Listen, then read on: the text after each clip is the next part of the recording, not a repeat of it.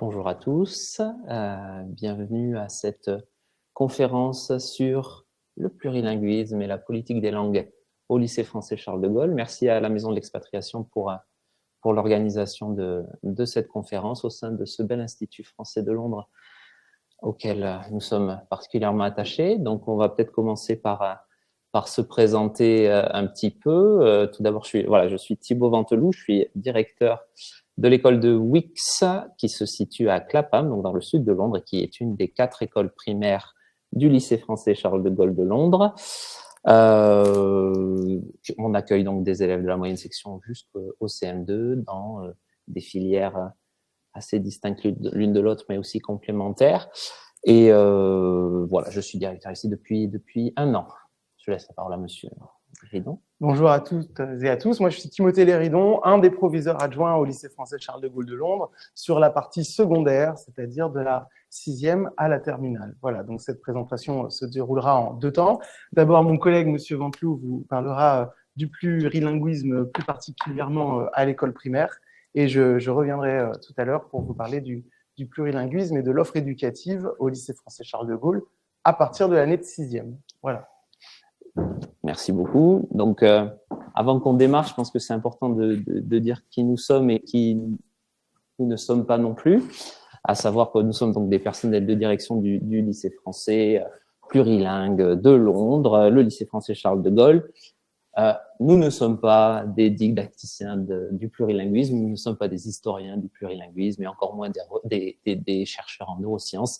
Voilà, donc on va faire cette conférence avec notre domaine de compétences. Voilà, bien sûr, on va parler un peu d'histoire, on va parler des avantages du plurilinguisme et ensuite on va faire cette focale sur notre établissement. Voilà. Ce que je vous propose, c'est qu'on va commencer avec, bien sûr, l'idée que le plurilinguisme, c'est bien sûr une réalité humaine omniprésente aujourd'hui, bien sûr, dans un monde globalisé, dans un monde mondialisé. C'est pas très joli comme expression, mais voilà, on est dans un monde où la maîtrise de plusieurs langues devient quelque chose de particulièrement essentiel. Et ceci, c'est une réalité depuis des millénaires, disons-le.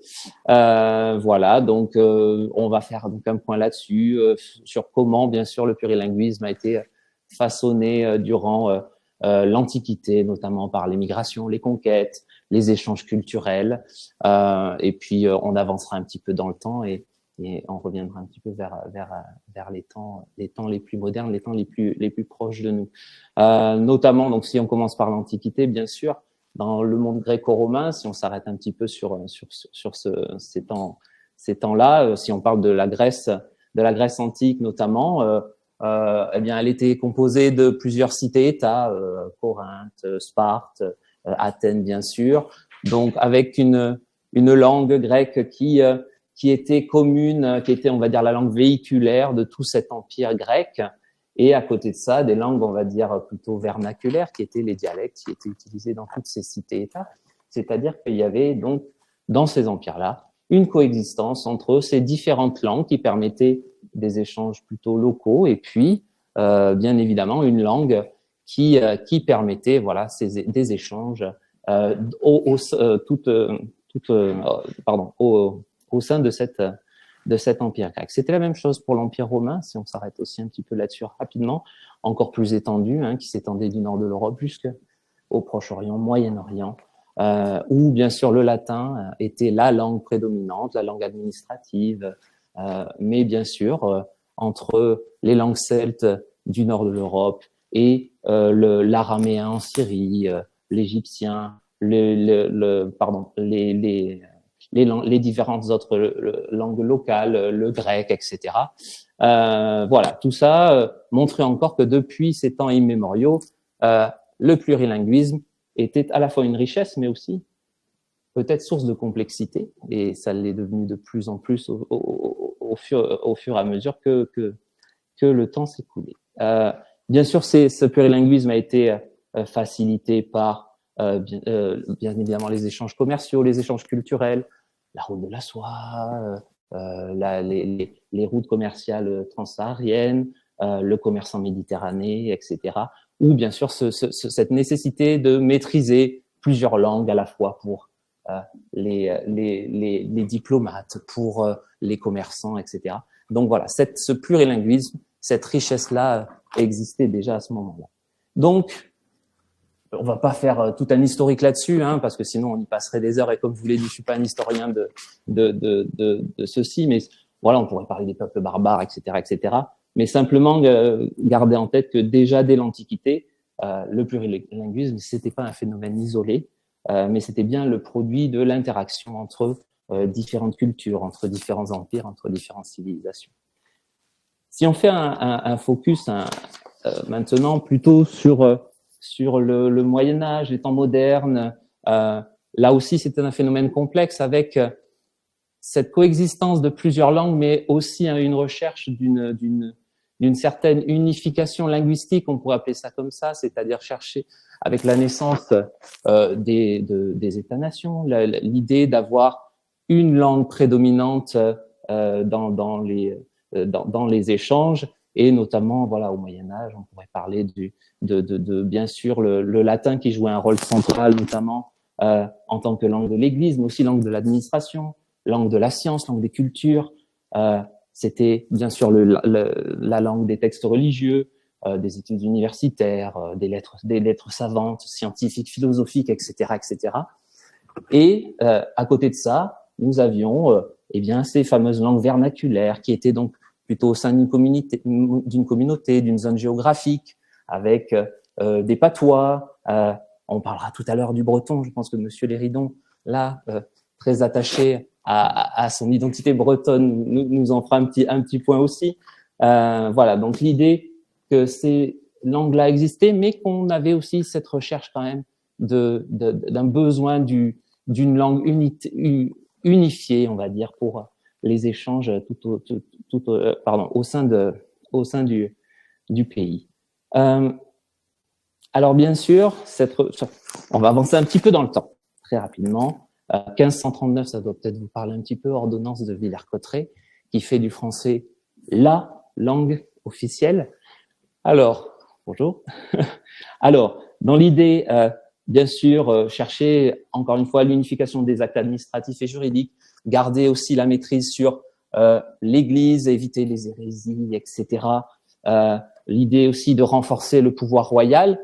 Et d'un autre côté, l'idée était aussi peut-être de réduire à peau de chagrin tranquillement les patois, etc. Puisque, eh bien, tout ce qu'on ne comprend pas, tout ce qu'on ne maîtrise pas, eh bien, c'est tout ce qui fait peur aussi, et tout ce qui peut être sujet à mouvements de révolte, etc. Donc, il y avait une certaine quand même défiance envers les régionalismes, voilà, les identités régionales, et cette recherche d'une seule langue dans un État, voilà, et était quand même une recherche constante. Voilà, je reviendrai pas sur le mythe de la tour de Babel, mais voilà, hein, les croyances, voilà, étaient quand même très très importantes là-dessus.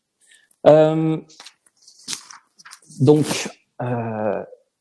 ces langues régionales, elles disparaissent petit à petit, elles disparaissent, alors que ça devrait être une richesse, on devrait le voir comme une richesse. Alors, on parle de langue régionale, mais du coup, le plurilinguisme, nous, bien sûr, on va parler de langues plus internationales, etc. Mais l'idée est quand même de comprendre que il y a quand même, dans notre pays, je parle de la France, hein, du coup, il y a quand même voilà, un des intérêts de ces langues régionales, une disparition de ces langues régionales qui voilà, est due aussi, pardon, à cette recherche peut-être de langues plus globalement reconnues, l'anglais, le chinois, etc., qui sont des langues voilà, qui vont permettre un développement personnel, professionnel, etc., bien plus important. Alors, l'éducation nationale cherche quand même un petit peu à faire en sorte que ces langues régionales survivent. Hein.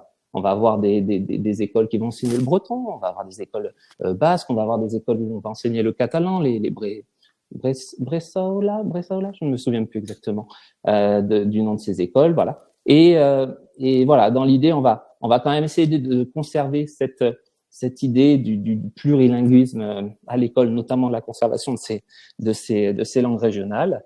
Et voilà. Donc, on essaye, nous, de faire en sorte que ce plurilinguisme fonctionne au lycée français Charles de Gaulle, notamment, parce que, on va aller vers quels sont les avantages du plurilinguisme. Et bien sûr, les avantages langagiers, ils sont là, très clairement. L'acquisition du langage de plusieurs langues simultanées ou successives. Voilà l'idée que on va avoir des élèves, en développant ce plurilinguisme, on va avoir des élèves qui vont être capables de switcher d'une langue à l'autre, ce qu'on appelle le code switching. On va avoir des avantages cognitifs, bien sûr, avec la recherche prouve que les élèves, les individus qui sont plurilingues ont une tendance à développer une plus grande flexibilité linguistique, à jongler, voilà, entre plusieurs systèmes linguistiques, et apparemment, la recherche le prouve, ces élèves aussi vont être beaucoup plus capables de résoudre, vont être beaucoup plus aptes dans la résolution de problèmes, dans la prise de décision, dans l'autonomie, dans l'adaptation à des contextes différents, etc.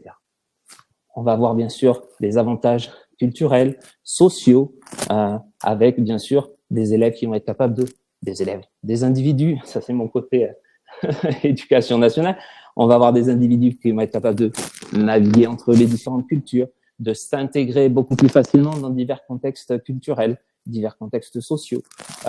Et puis, voilà.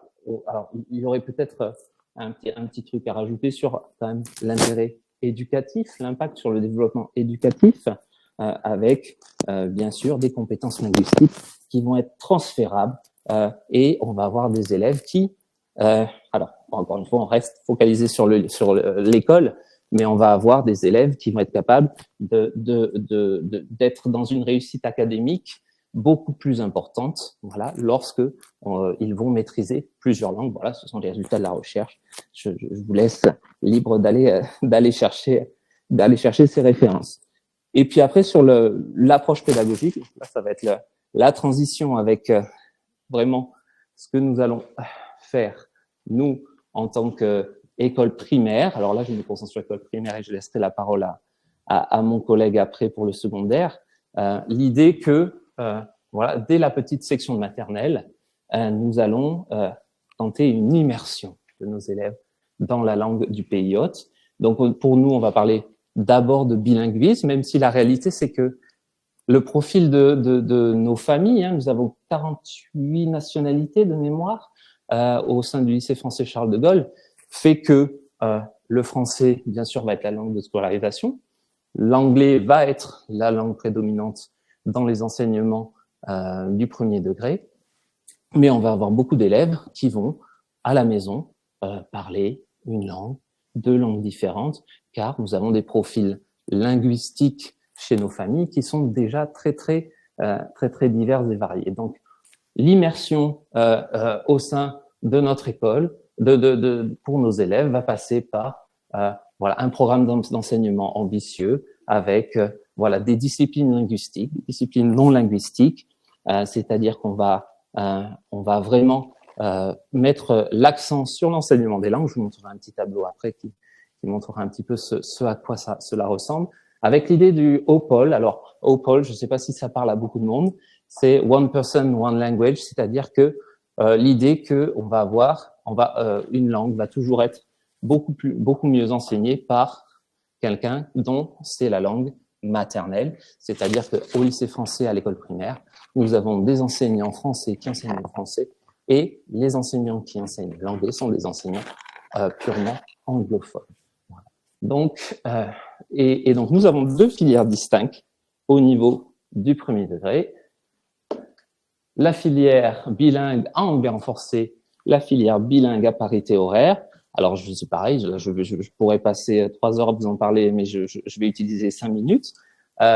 Donc, l'idée, la filière bilingue à anglais renforcé est une filière dans laquelle nous suivons le cursus français, le curriculum français, avec des heures additionnelles d'anglais qui vont aller de 3 heures dès la petite section jusqu'à 4 heures à partir du CE2, donc, et nous allons rajouter 1 heure de discipline non linguistique, ce qui veut dire que nos élèves vont apprendre de l'histoire, de la géographie, de l'EMC, du PSHE, éventuellement ici sur le territoire britannique, dans la langue du pays hôte.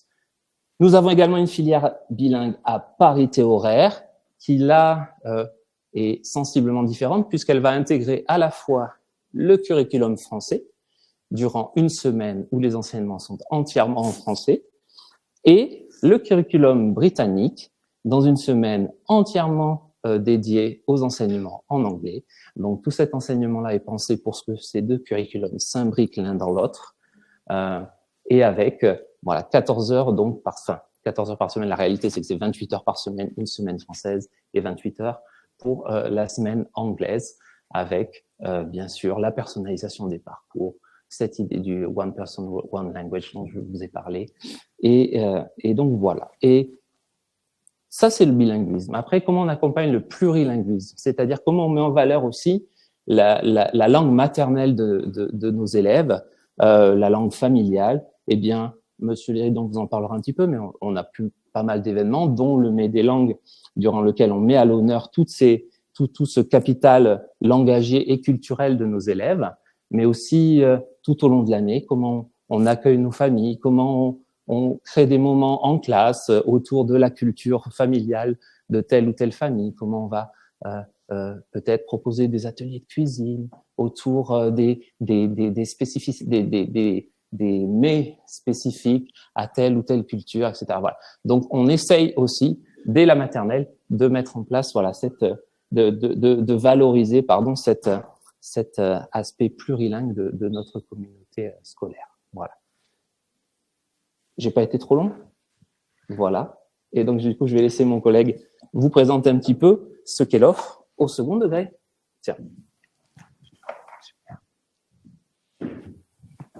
Merci Thibaut. Moi, je vais vous parler effectivement du secondaire, donc de la classe de 6e à la classe de terminale. En ce qui concerne en fait le lycée français Charles de Gaulle, il faut savoir qu'on est un lycée qui s'inscrit dans un réseau, celui de l'AEFE, l'Agence pour l'enseignement français à l'étranger, qui est présent dans la plupart des pays du monde et qui défend les valeurs de l'excellence éducative française. Au sein du lycée français Charles de Gaulle, on met en place au secondaire une politique plurilingue volontariste qui repose essentiellement sur l'enseignement en français, l'apprentissage de la langue du pays hôte, l'anglais, comme vous l'a dit Thibaut, ainsi que d'autres langues vivantes de la 6e à la terminale, où on introduit, dès la 6e, l'apprentissage d'une autre langue. Le message est assez clair. Notre objectif, c'est qu'au lycée français Charles de Gaulle, les enfants parlent et maîtrisent au moins le français, l'anglais et une autre langue vivante quand ils sortent de l'établissement après l'année de terminale et qu'ils passent leur baccalauréat. On a une offre linguistique au sein de notre établissement qui est un élément majeur de notre attractivité, avec un objectif de former des élèves plurilingues non seulement sur l'aspect de la maîtrise des compétences langagières, mais également ouverts à la diversité culturelle, dans un objectif qui est d'accéder à des études supérieures dans un pays qu'ils auront choisi, le Royaume-Uni, la France ou éventuellement d'autres pays où on parle d'autres langues, on le verra en fin de présentation. Nous avons une offre linguistique au sein du lycée français Charles de Gaulle où nous proposons aux élèves 9 langues différentes. On rentrera un petit peu plus dans les détails tout à l'heure.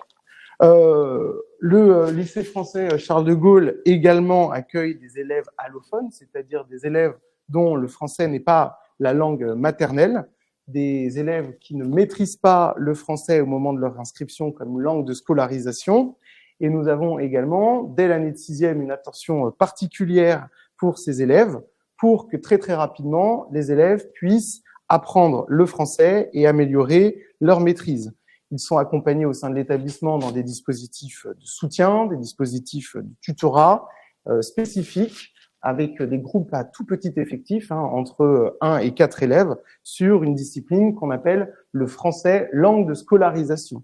En effet, jusqu'à la classe de 4e, nous n'opérons pas de test de langue pour pouvoir rentrer au lycée français Charles de Gaulle, et on accueille des élèves qui viennent parfois d'écoles anglaises, qui ne parlent pas français à la maison, et en tout cas, jusqu'à l'année de 4e, on les intègre et on met en place des dispositifs de remédiation spéciaux au sein d'un enseignement de FLS, français comme langue de scolarité. Alors, dès la sixième, peu importe le parcours que les enfants auront choisi en primaire, et peu importe qu'ils viennent d'une école homologuée à programme français ou d'un autre système éducatif, nous mettons en place deux parcours. D'un côté, le parcours plurilingue, et de l'autre côté, le parcours que l'on appelle section internationale, bien sûr, section internationale en langue anglaise. Ces parcours se différencient, il n'y a pas un parcours qui est mieux que l'autre, ils sont simplement différents et je vais vous expliquer en quoi ils consistent un petit peu dans les détails. Le parcours plurilingue commence dès la sixième avec une sixième qu'on appelle une sixième bilingue, où les élèves, en plus bien sûr du français qui est la langue enseignée dans la plupart des disciplines, étudient l'anglais 4 heures par semaine avec l'introduction dès la sixième ce qu'on appelle langue vivante 1 bis, qui peut être soit l'allemand, soit l'espagnol, soit l'italien, soit le russe. Donc un élève en sixième bilingue au sein de notre établissement commence déjà à étudier le français, l'anglais et une autre langue. C'est la poursuite de ce dispositif qui est proposé en cinquième. Et dès l'année de quatrième, les élèves ont à nouveau la possibilité soit d'ajouter une langue et culture de l'Antiquité, le latin ou le grec, Thibaut en a parlé tout à l'heure, la possibilité de renforcer les compétences acquises dans leur LV1 bis, c'est-à-dire l'allemand, l'espagnol, l'italien ou russe. Donc en fait, ce sont des cours d'allemand, d'espagnol, d'italien ou de russe renforcés, mais également la possibilité d'ajouter à nouveau à leurs compétences une troisième langue parmi l'espagnol, l'allemand ou l'arabe. Bien sûr, la troisième langue est différente de celle étudiée en LV1 ou en LV1 bis. Donc on a déjà des élèves au lycée français qui arrivent en classe de quatrième et qui étudient 3 langues différentes. En section internationale, l'accent est très fortement mis sur l'anglais en classe de sixième. Il faut quand même savoir, si on sort un peu du prisme du lycée français Charles de Gaulle, qu'au sein du réseau de l'Agence pour l'enseignement français à l'étranger, les sections internationales sont très très présentes et représentent en tout et pour tout un tiers des sections internationales, France et lycée français de l'étranger réunis. 68% des EFE, c'est-à-dire les établissements français de l'étranger, proposent des parcours qui mènent au bac français international à travers des sections internationales. Donc on voit quand même que c'est une marque de fabrique et une coloration très très forte du réseau des établissements français de l'étranger de proposer des sections internationales et des parcours qui mènent vers le plurilinguisme. Au sein du réseau de l'Agence pour l'enseignement français à l'étranger, les sections internationales anglophones, c'est-à-dire section internationale britannique, section internationale américaine, section internationale australienne, représentent 56,3% de toutes les sections internationales du réseau. Et au sein du réseau de la UFE, vous avez la possibilité d'être en section internationale avec 15 langues de section. Et je rappelle effectivement que le réseau des établissements français de l'étranger, c'est 140 établissements présents dans 59 pays. Donc, plus particulièrement la section internationale au lycée français Charles de Gaulle de Londres. En sixième, les élèves ont 6 à 7 heures d'anglais par semaine. Et on introduit, comme à l'école primaire, une discipline non linguistique, une DNL, c'est-à-dire une discipline enseignée en anglais qui n'est pas de l'anglais. Et en ce qui nous concerne, c'est de l'histoire géo, dont la moitié du programme est fait en français, 2 heures, et l'autre moitié du programme est fait en anglais. On a la poursuite de ce dispositif en cinquième, et les élèves de section internationale, qui ont plus d'heures de cours en sixième parce que plus d'heures d'anglais et plus d'heures d'histoire, ont la possibilité de démarrer une deuxième langue à partir de l'année de cinquième, qui est soit l'allemand, soit l'espagnol. Et ils peuvent également, en quatrième, ajouter une langue de l'Antiquité, soit le latin, soit le grec. Et les élèves de section internationale commencent dès l'année de troisième à préparer un cursus qui est celui des IGCSE. Donc les GCSE sont les diplômes qui sont passés dans le système scolaire britannique et le I devant veut dire international. Donc les IGCSE en littérature et en language, on s'ancre dans la culture du pays et on propose à nos élèves de section internationale, à la fin de l'année de seconde, de passer ces 2 diplômes qui sont reconnus non seulement nationalement, mais également internationalement. Si on compare un petit peu les différences et les similitudes des deux parcours, le parcours en section plurilingue et le parcours en section internationale, on voit bien que le focus est quand même mis sur la langue du pays hôte, l'anglais, avec une ouverture progressive et l'introduction progressive, soit d'une deuxième, soit d'une troisième langue, avec un objectif affiché qui est celui du plurilinguisme à l'issue de l'année de terminale. Les élèves, je le rappelle, restent dans un système homologué, un système français, et passent à la fin de l'année troisième, d'un côté, soit le diplôme national du brevet, soit le diplôme national du brevet international. C'est le même diplôme auquel s'ajoutent deux épreuves, une épreuve d'histoire géo en anglais et une épreuve de littérature en anglais, épreuve que les élèves passent à l'oral. À l'issue de la classe de troisième, ah oui, j'ai oublié de dire quand même que pour pouvoir rentrer en section internationale, nous opérons en fin d'année de CM2 un test, voilà, et que l'enseignement en classe en section internationale est en groupe de niveau homogène, avec éventuellement des heures de soutien pour les élèves qui en auraient besoin.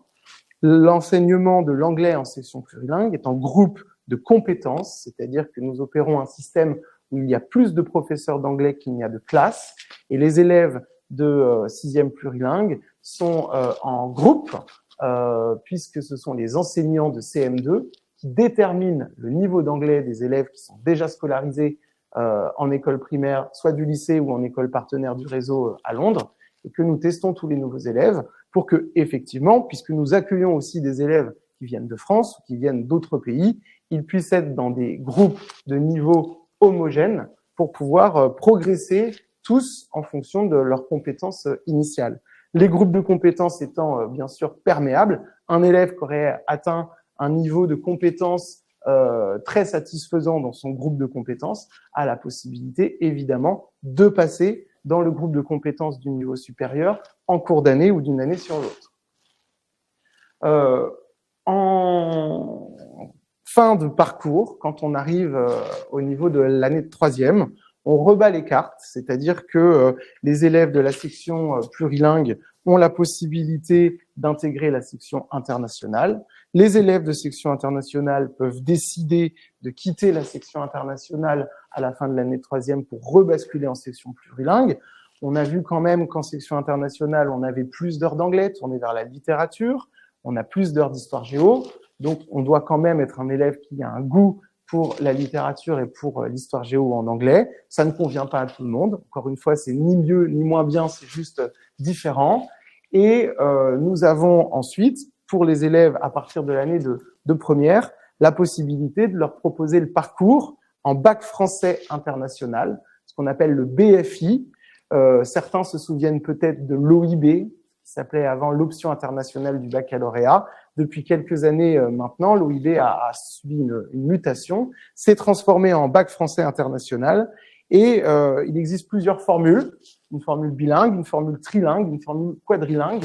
Et en ce qui nous concerne, nous proposons la formule bilingue et la formule trilingue.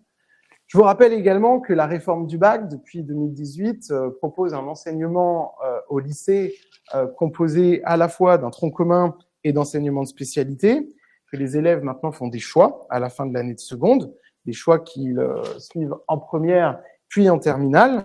Et au sein du lycée Français Charles de Gaulle, nous avons également la possibilité, dans le tronc commun, d'offrir 3 enseignements de spécialité LLCE, langue, littérature et culture étrangère, à la fois en anglais monde contemporain, qui est une spécialité un peu plus journalistique et moins littéraire que la littérature anglaise pure. Et également, nous proposons tous les ans aux élèves de suivre la spécialité langue, littérature et civilisation étrangère en espagnol. Je repasse également sur un dispositif très intéressant qui s'appelle la section européenne. La section européenne au lycée permet d'obtenir la mention européenne sur son diplôme du baccalauréat via une évaluation spécifique en terminale pour les élèves qui ont suivi ce parcours au cours du cycle terminal en première et en terminale. C'est un enseignement complémentaire dans une langue associé à de l'enseignement de DNL, c'est-à-dire des disciplines non linguistiques enseignées en langue vivante.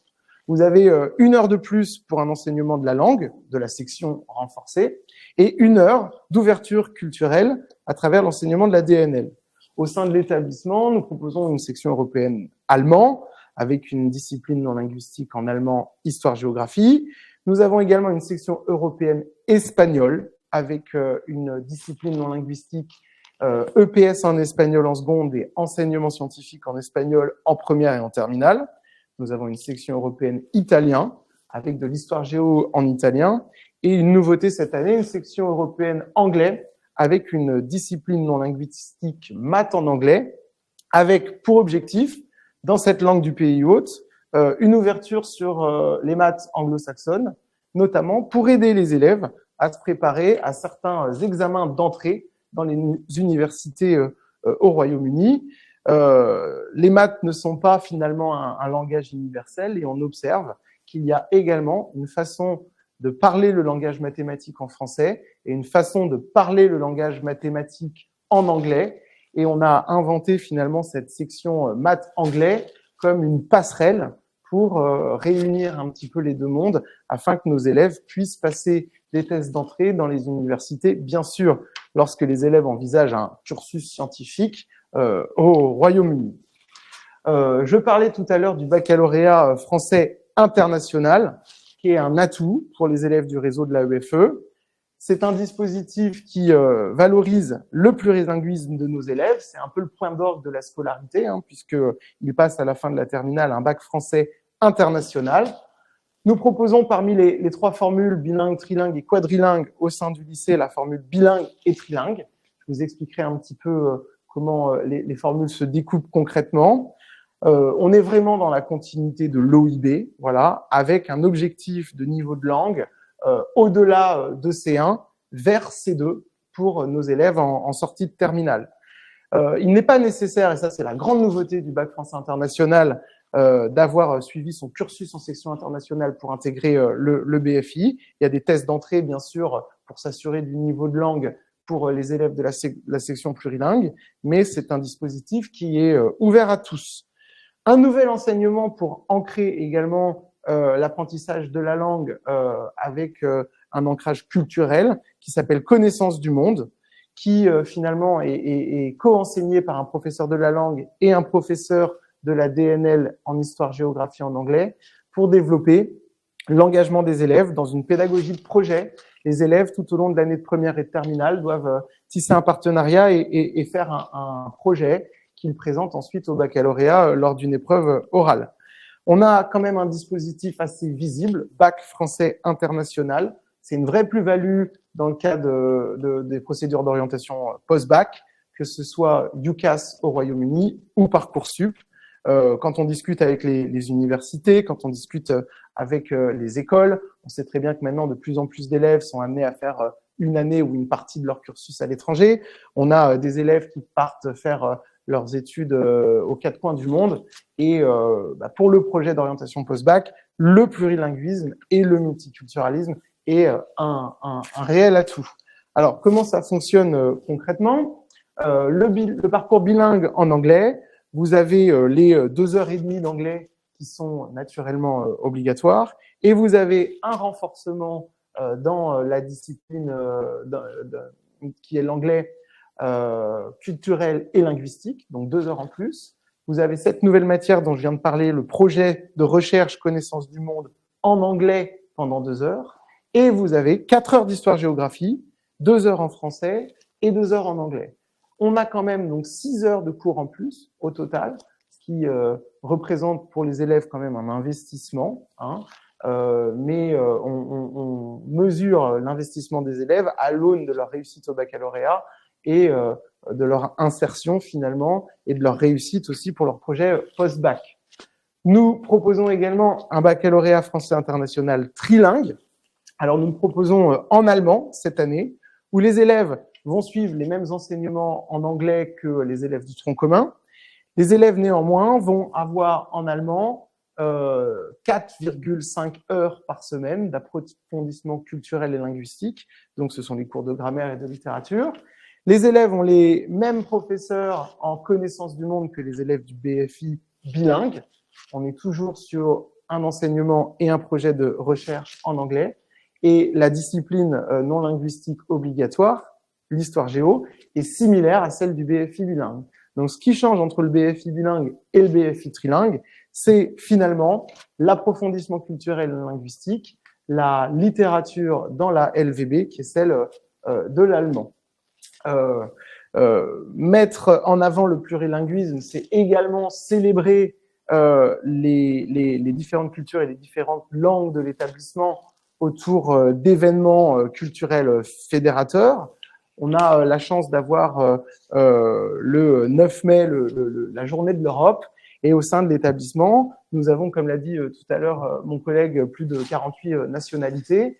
Donc on essaye tous les ans de célébrer un petit peu la richesse linguistique et culturelle de nos élèves à travers des dispositifs comme la quinzaine de l'Europe, à la fois sur des aspects culturels, sur des initiations au grec moderne, sur des visites de la Maison de l'Europe à Londres, sur des menus thématiques à la cantine, des conférences sur la culture, des expositions réalisées par les élèves, des compositions de poèmes en espagnol, des initiations culturelles, pour vraiment essayer de faire comprendre et de promouvoir la langue et la culture, non seulement dans la classe, mais aussi dans un ancrage culturel fort, puisque finalement, le plurilinguisme, c'est aussi ça, c'est parler la langue, mais c'est aussi vivre la langue et apprendre de la richesse et de la diversité des autres.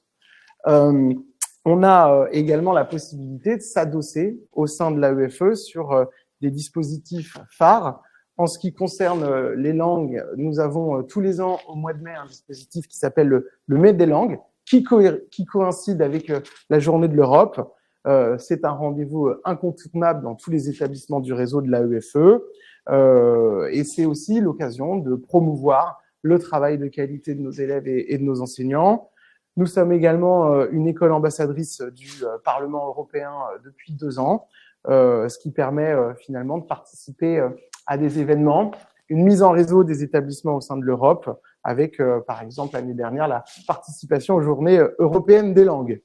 Nous avons pléthore de voyages scolaires tous les ans pour faire découvrir et faire vivre la culture de façon assez réelle à nos élèves dans les langues que nous proposons au sein de l'établissement, des voyages scolaires en Italie, en Allemagne, en Suisse, en France, en Espagne, au Maroc, pour que les élèves puissent expérimenter dans des conditions réelles à la fois de voyage scolaire, mais aussi d'appariement et d'échange scolaire, les facultés et les compétences langagières qu'ils ont développées. Et nous sommes en train d'essayer de développer des partenariats cette année avec l'Institut Cervantes, l'Institut culturel italien et l'Institut Goethe, qui sont finalement les équivalents de l'Institut français au Royaume-Uni qui nous accueille aujourd'hui. Je parlais tout à l'heure de l'orientation post-bac. Effectivement, le multiculturalisme, comme on le disait au début de la conférence, c'est l'ouverture sur le monde, c'est l'ouverture sur la diversité. Ça se vérifie assez au sein de lycée français Charles de Gaulle, puisque vous observez que les destinations de nos bacheliers, en tout cas nos bacheliers de la promotion 2024, sont multiples, puisque vous avez 60% des élèves qui décident de poursuivre leurs études au Royaume-Uni après leur baccalauréat, mais 22% qui vont en France, certains qui décident d'aller aux États-Unis, au Canada, francophone ou anglophone, mais également dans d'autres pays d'Europe, autres pays d'Europe qui l'année dernière étaient l'Irlande, l'Italie, la Roumanie, l'Espagne ou la Suisse. Donc si vous voulez regarder un petit peu par curiosité, vous avez toutes les informations qui sont détaillées sur le site internet de l'établissement. J'en ai terminé avec cette présentation. Pour ceux d'entre vous qui auraient l'occasion de se rendre à Londres le 23 novembre prochain, je vous invite à venir rencontrer nos professeurs de langue, bien sûr, qui seront présents aux journées portes ouvertes. Vous pouvez vous inscrire sur notre site internet et vous aurez l'occasion également, lors de cette journée portes ouvertes, de rencontrer nos élèves, puisque les journées portes ouvertes sont organisées autour d'un accueil par les professeurs, mais surtout autour d'un accueil par nos élèves. qui restent nos meilleurs ambassadeurs et qui restent finalement les mieux placés pour vous parler du plurilinguisme si vous voulez venir les rencontrer dans 2 semaines. Voilà.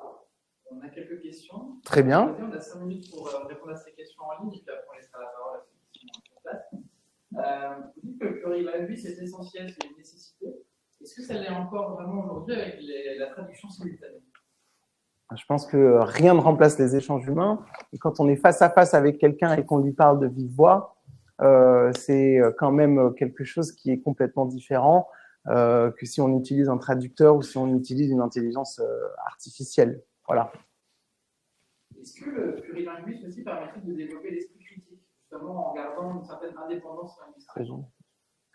Oui, je pense que oui. Je pense qu'effectivement, le plurilinguisme, il est ancré non seulement dans l'acquisition des compétences langagières, mais aussi dans l'acquisition de la culture d'autres pays. Et c'est une ouverture sur le monde et c'est aussi faire preuve d'esprit critique, d'apprendre que dans d'autres pays, d'autres peuples, d'autres cultures n'ont pas forcément la même façon de penser, la même vision des choses que nous. Et on s'enrichit plutôt de la différence de l'autre. Et je pense qu'effectivement, ça nous apprend à être plus tolérants, ça nous apprend à avoir des relations sociales qui sont beaucoup plus pacifiées à partir du moment où on connaît mieux les autres, où on connaît mieux les autres cultures. Je pense qu'on est plus enclin, oui, à avoir des relations pacifiques avec les autres peuples. Une question aussi par rapport à vos professeurs. Est-ce que c'est important d'avoir un professeur qui est natif dans la langue qu'il enseigne? Thibaut, on a parlé tout à l'heure, tu veux répondre? Pardon, désolé, je commence à perdre ma voix, c'est pour ça. Je pense que oui, sur le primaire, c'est la politique, d'accord, parce que en effet, l'enseignant de langue anglaise va apporter toute cette dimension culturelle, patrimoniale, qui est aussi essentielle pour l'ouverture de nos élèves à la culture de la langue qu'on va enseigner. En effet. Donc, mais après, sur le secondaire, on rentre sur pas forcément la même dimension. Enfin, on va pas avoir le même profil d'enseignant, mais en l'occurrence sur le primaire, sur cette première accession à la langue et à tout ce qui gravite autour de cette langue, je pense que oui, c'est quand même quelque chose d'essentiel. Après, on peut aussi, pardon, juste pour terminer, si on compare par rapport à ce qu'est l'enseignement des langues en France, voilà, on va avoir un véritable décalage nous dans l'enseignement français à l'étranger parce que on a cet atout-là que n'ont pas les enseignants qui, faut le reconnaître, font du mieux qu'ils peuvent sur l'enseignement des langues, mais qui ne sont pas forcément leur domaine de prédilection. Après, nous avons des enseignants qui sont certes français, dont c'est le français la langue maternelle, mais qui vivent en Angleterre depuis 30 ans, qui sont, pour la plupart d'entre eux, avec des enfants qui ont la double nationalité, qui enseignent des compétences très techniques, qui sont des compétences de grammaire ou qui sont des compétences de littérature. Je ne suis pas certain qu'il y ait forcément une vraie plus-value pour enseigner la littérature anglaise à être né en Angleterre et à avoir l'anglais comme langue maternelle, par exemple. Voilà. Alors justement, j'ai une question qui est corrélée aussi à celle-ci. Comment sont recrutés vos professeurs justement au lycée français Charles de Gaulle? Alors, au lycée français Charles de Gaulle, on est un établissement en gestion directe. Donc, il y a 2 modes de recrutement. Pour les personnels qui sont détachés de l'éducation nationale, ils sont recrutés et embauchés par l'AEFE, voilà. Et nous avons une autre partie du personnel, c'est à peu près l'autre moitié du personnel enseignant, qui est en contrat local, voilà, et donc qui est recruté directement par l'établissement. Vous avez répondu à toutes les questions du chat. On va juste remercier toutes les personnes qui étaient présentes en ligne. On va clore la présentation pour la partie en ligne. Et s'il y a des questions dans la salle, je laisserai continuer. Merci. Merci beaucoup. Merci.